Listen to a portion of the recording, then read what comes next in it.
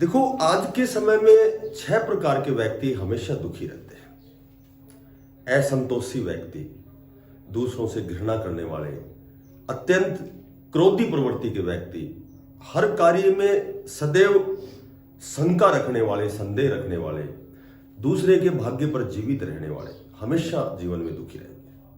और आज का जो आलम है, आज का जो आप देख रहे हैं, आज का जो इन्वायरमेंट है, HSSC की जितनी भी भर्तियां हैं सारी कोई किसी पे तो केसेस की वजह से रुकी हुई हैं, किसी की बहुत से बच्चे वेटिंग लिस्ट का इंतजार कर रहे हैं, कोई JBT का रिजल्ट का इंतजार कर रहा है, मेवात कैडर का जो रिजल्ट बच्चों ने एग्जाम दिया हुआ है, और भी बहुत सी ऐसी पुरानी जो भर्तियां हैं उन पर भी कभी कोई रिजर्वेशन का केस है, कहीं OBC BCA BCB का केस है, कहीं और अन्य बहुत से ऐसे केसेस हैं। ठीक है, तो कहीं न कहीं बच्चों का, आज का जो युवा वर्ग है लगातार तनाव में है।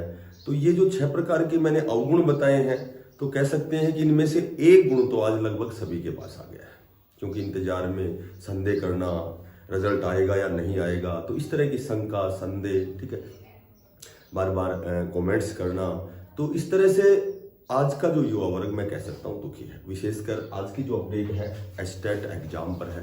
देखो, एस्टेट का जो एग्जाम, एस्टेट क्योंकि लाइफ टाइम हो गया है, लेकिन जो नए साथी हैं जिन्होंने इस दिशा में प्रयास किया है, डिप्लोमा किया है, JBT का डिप्लोमा हो या फिर BEd डिप्लोमा हो, मास्टर डिग्री हो, तो इन्होंने इसी वजह से इस समय को समय का सदुपयोग इसी दिशा में इसलिए किया है कि कहीं न कहीं वो इस दिशा में इनका सपना है कि भाई हम अध्यापक बने, इस राष्ट्र के निर्माता बने, ठीक है, देश के कर्णधार तैयार करें। तो एस्टेट जो नए साथी हैं जो एस्टेट का एग्जाम देंगे, उनके लिए उन्होंने बहुत अच्छी तैयारी भी की है, इस दिशा में बहुत अच्छा प्रयास किया, लेकिन कहीं कहीं जब एग्जाम डेट फिक्स नहीं होती है तो वो फिर तैयारी है वो कहीं न कहीं कुछ कमतर हो जाती है। जैसे हम उस तैयारी को बहुत बढ़िया तरीके से नहीं कर सकते। हम सोचते पता नहीं एग्जाम कब होगा, कभी हम अनावश्यक और आवश्यक वीडियो भी देखते हैं, समाचार आए दिन अखबार में भी कि भाई एग्जाम पहले 7 और 8 दिसंबर का होने वाला था, फिर उसके बाद 14-15 फरवरी का था,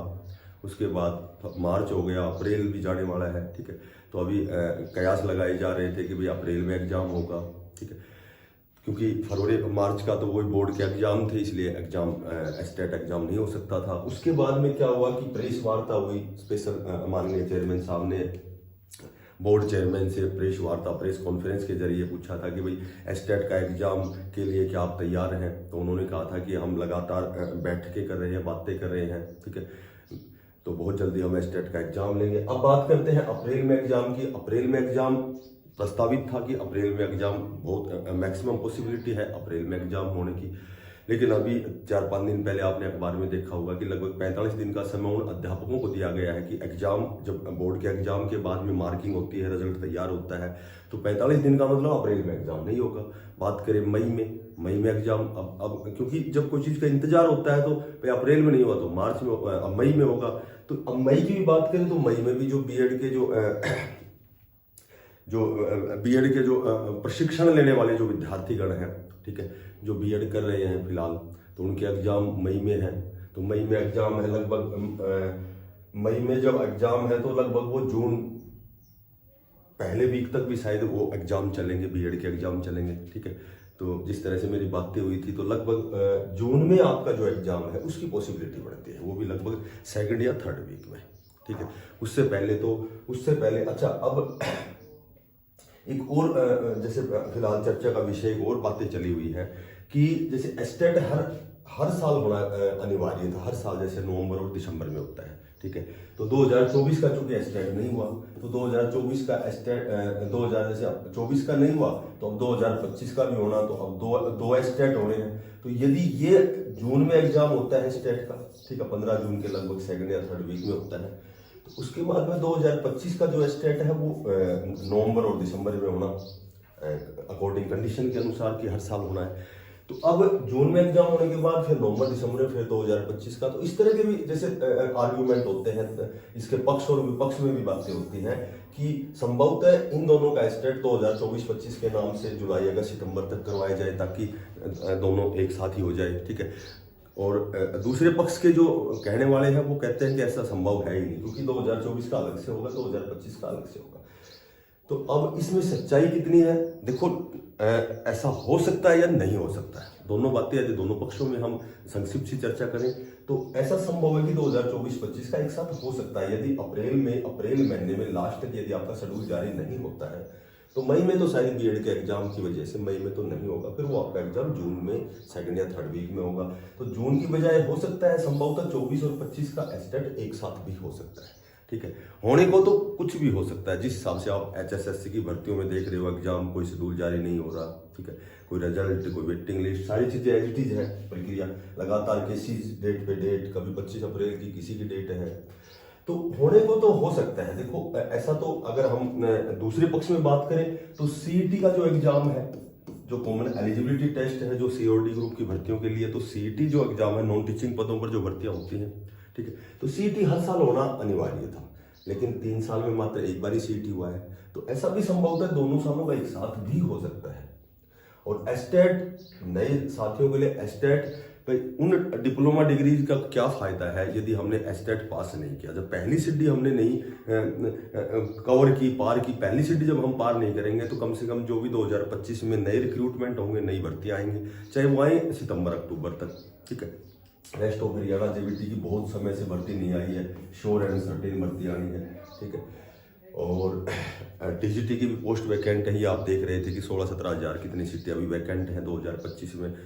बहुत से सेवानिवृत्ति भी है, रिटायरमेंट भी है, तो कहीं न कहीं सीटें तो बहुत सी वैकेंट हैं। तो सीटें वैकेंट है तो श्योर एंड सर्टेन ये भर्ती आएगी, और भर्ती आएगी तो नए बच्चों के लिए एस्टेट पास करना कितना अनिवार्य है। यहाँ तक कि यदि आप हरियाणा कौशल रोजगार निगम में भी नौकरी लगना चाहते हैं तो भी एस्टेट पास होना अनिवार्य है, क्योंकि इसके 10 नंबर मिलते हैं। बिना 10 नंबर के तो एसकेआर में आप लग ही नहीं सकते, ठीक है, क्योंकि जो नॉन टीचिंग में सीईटी पास होना उसके 10 नंबर है, इसमें एस्टेट। तो एस्टेट चूंकि लाइफ टाइम है, लेकिन कम से कम ये सीढ़ी हमें कवर करनी पड़ेगी, उसके बाद ही हम इंतजार कर सकते हैं कि नई रिक्रूटमेंट कब आएंगे, रेस्ट ऑफ हरियाणा जेबीटी की भर्ती कब आएगी, टीजीटी की कब आएगी, पीजीटी की, क्योंकि हरियाणा में तो एस्टेट में तीनों लेवल पे एग्जाम होता है, जबकि सेंट्रल में तो केवल लेवल 1 और 2 में ही होता है, वहां पीजीटी के लिए लेक्चरर के लिए नहीं होता है।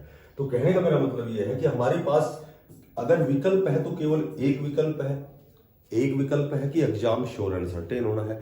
कब होना है ये मायने नहीं रखता, मायने ये रखता है कि एस्टेट हमारा पास होना अनिवार्य है, यानी कि हमें 150 में से जनरल वाले को 90 नंबर लेने अनिवार्य है।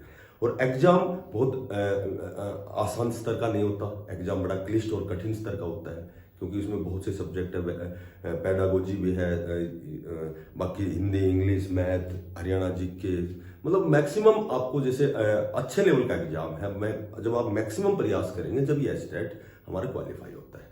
तो कहने का मेरा मतलब है कि एग्जाम, जहां तक मुझे जानकारी है, जहां तक मैं समझ सकता हूं, ठीक है, जहां तक मैं समझ सकता हूं, मैंने पहले भी कई बार एस्टेट की वीडियो बनाई थी। मार्च जो 14-15 फरवरी का समय दिया गया था, तो उस समय मैंने बताया था बोर्ड के एग्जाम है। अब मई में भी होने की संभावना बहुत कम बनती है यदि बीएड के एग्जाम हम देखते हैं तो।